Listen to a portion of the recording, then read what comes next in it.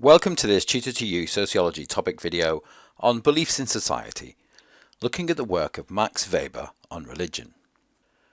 As we've already seen in this series, Weber adopted a substantive definition of religion, one that addressed the supernatural element of religion but also examined the role of religion in everyday life.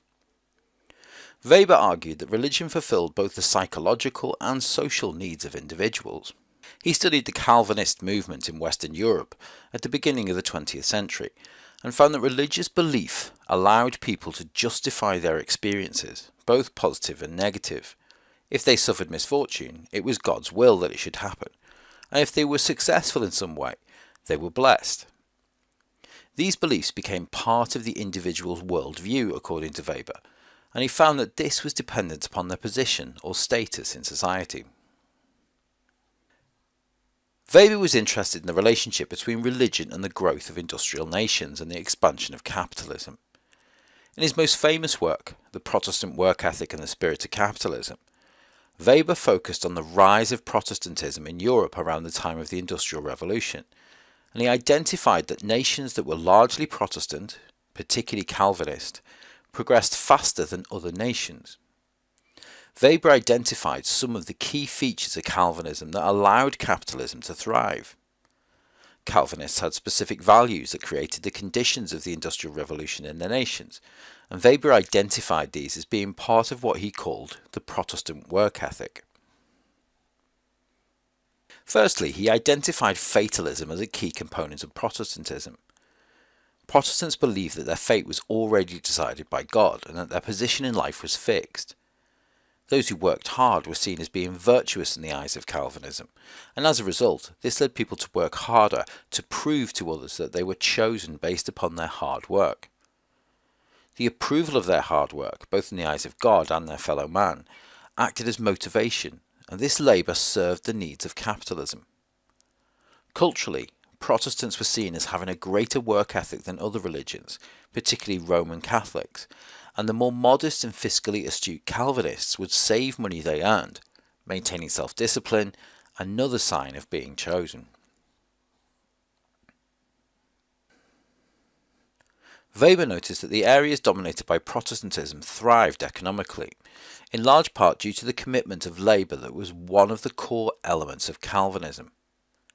Furthermore, money that was received by Protestants was invested into developing their own businesses, rather than given to charity as was the norm in Catholic communities. This allowed capitalism to thrive as a small business expanded and took on other workers and generated a property-owning middle class and the pursuit of profit that developed ideas of meritocracy. And Weber's work can be argued to be influential in discussion of the American dream later in the 20th century. Hard work and shrewd investment were the cornerstones of the American dream, much as had been the case with the growth of capitalism in Europe around the time of the Industrial Revolution.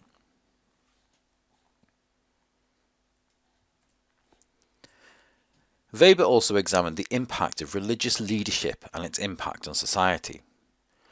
Arguing that religious authority takes one of three forms, Weber contradicts the view of Marxists that religion is a form of oppression for individuals. Instead, he suggests that the individuals comply with the wishes of religion due to the authority it holds in their lives. For example, charismatic authority comes from religious leaders that inspire their communities. The traditions of religion, such as religious texts, laid down the traditions and values of religious practice, and this was a form of traditional authority. Finally, Weber argued that religious ministers were more likely to have influence due to rational legal authority, that they were the communicators of the rules and regulations of religion, and as such had authority that was derived from their position within a religious organisation. However, Weber had his critics, with his work largely being ignored in the English-speaking world until after his death. Not all nations with Protestant populations industrialised at the same time. For example, nations like Scotland remained largely rural for many years after the Industrial Revolution.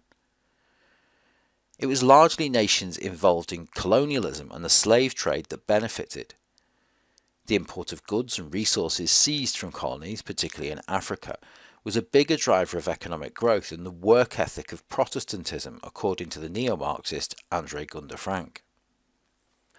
Weber was also criticised for applying ideas to Protestantism that fitted his thesis and omitting those that did not, such as the charitable work of churches and the role they played in early forms of education, development of new ideas about the purpose of religion, and the Protestant work ethic and the spirit of capitalism is cited often in discussion of the social changes that are brought about by religion. That concludes this Tutor to You Sociology topic video on beliefs in society, focusing on the work of Weber on religion. Thanks for watching.